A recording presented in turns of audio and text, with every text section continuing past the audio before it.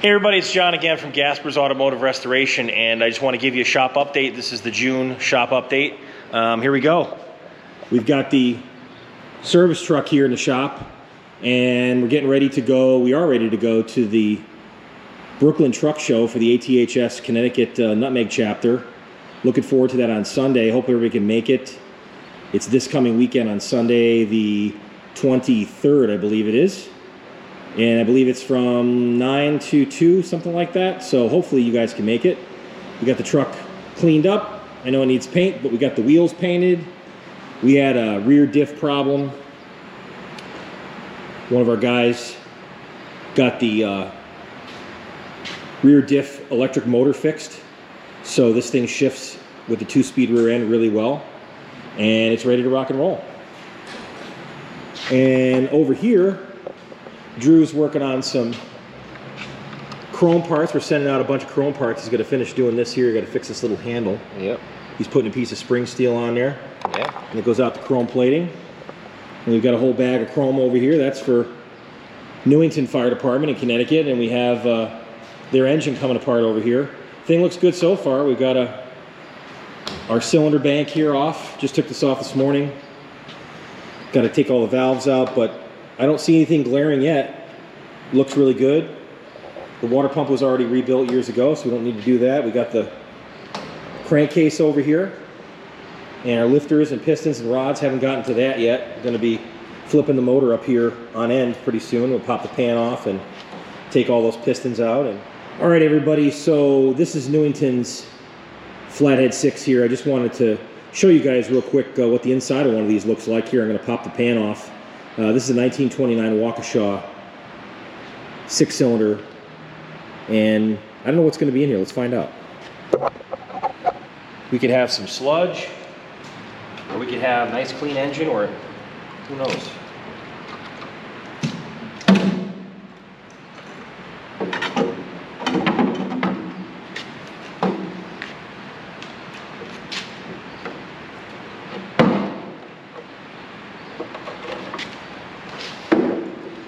Okay, there's some yucky stuff in there.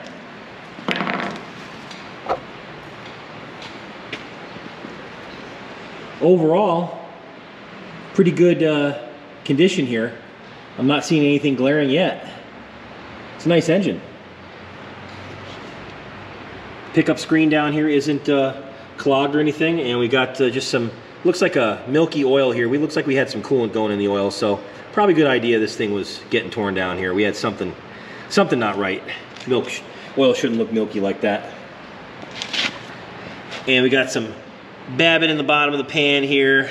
Let's see what we got here. Sludge. Yeah,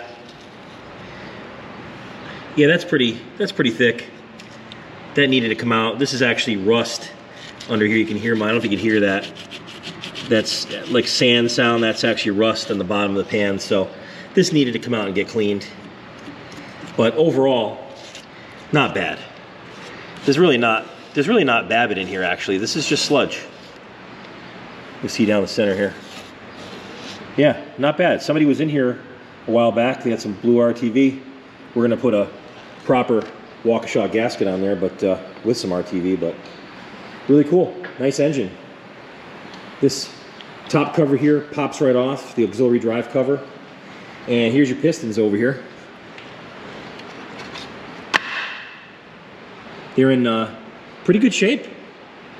Considering 1929, never been rebuilt. I don't think this engine's ever had anything done to it.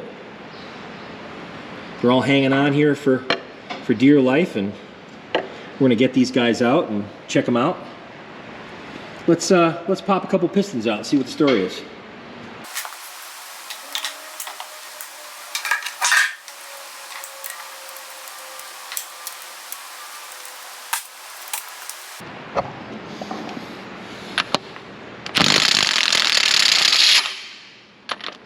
We got here 11/16. Oh, my bad, 11/16. There we go.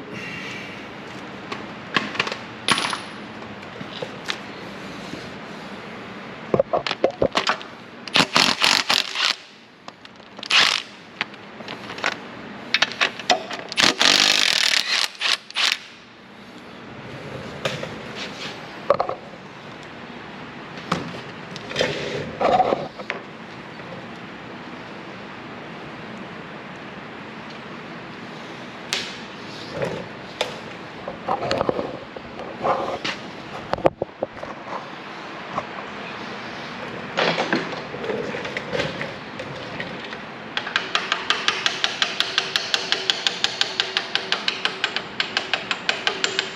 it's like this oil tube here is really kind of in the way.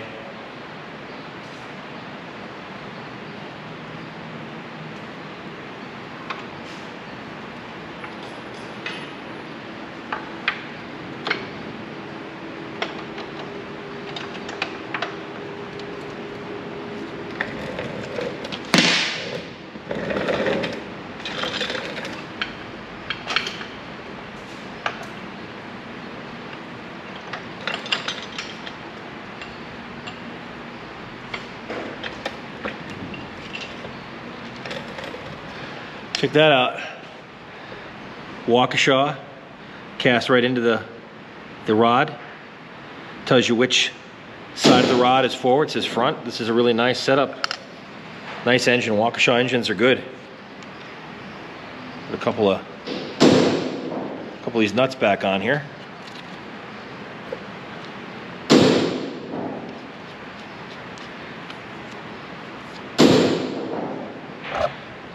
Bearings don't look, you know, terrible or, you know, super nice either. They're just, you know, they got some wear on them, but this engine was in, you know, decent shape. It needs to be rebuilt, but it wasn't crazy bad here.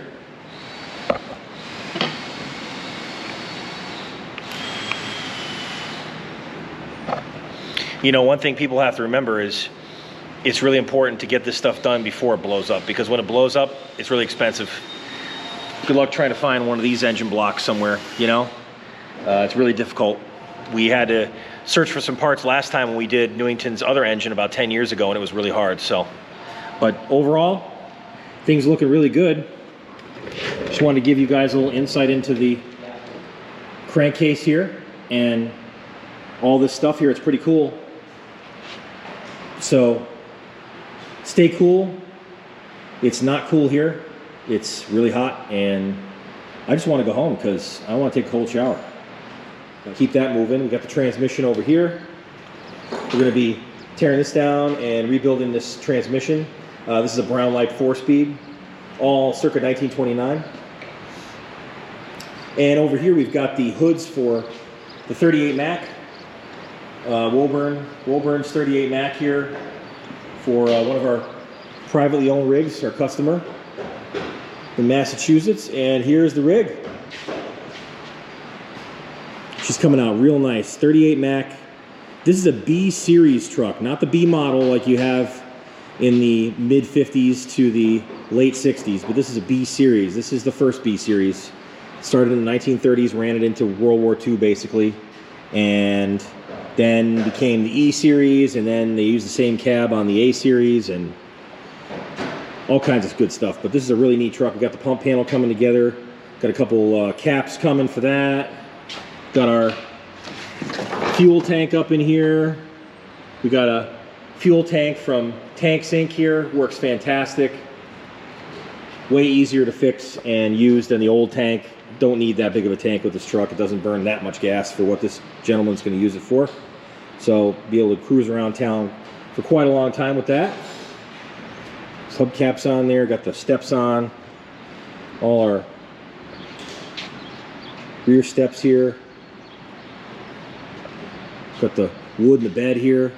You have to excuse the mess here. We got rags and stuff and pipes laying around. We haven't really cleaned the truck off, but I just want to give you guys a quick rundown of what's going on. This thing is looking really nice. We're really happy with this. And we've got some, basically right now we're just going for the interior. Drew did a fantastic job on these running boards here, this trim and the rubber. It looks absolutely fantastic, the steps. And Jim that works for us here, he did a fantastic job with this wiring. I'm going to show you this wiring in here. He's our electrical specialist, and it's awesome. We have this leece-neville alternator here, and the rectifier over here. And our fuse panel, you can see the wiring looks fantastic here. Everything's neat as a pin, clean, ready to go. We just have a couple minor connections to make. And this guy runs and drives. Everything's good. We got coolant in it. Fires right up.